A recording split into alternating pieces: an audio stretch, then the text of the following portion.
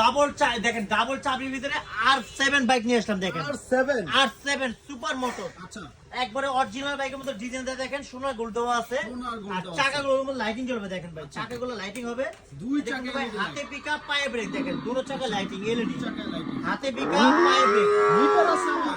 আবার digital meter দেখেন। আচ্ছা, কত মিটার যাচ্ছে সব দেখা যাবে। হাতে মিটার, পায়ে পিকআপ, পায়ে ব্রেক দেওয়া।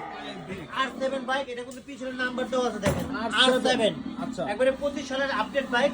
এটা কিন্তু কোথাও পাবেন একমাত্র তাসিমারে নিয়ে আসবে 25 সালের একবার আপডেট বাইক, যেটা হাতে পিকআপ, পায়ে ব্রেক।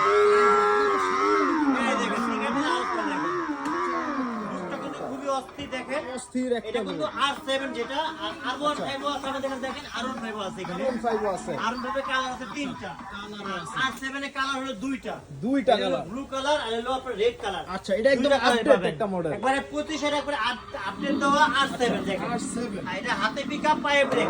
এটা ওয়েট নিতে পারবে প্লাস 180 কেজি। 180 কেজি। 180 কেজি দেখেন, সামনে দিলে সামনে যাবে।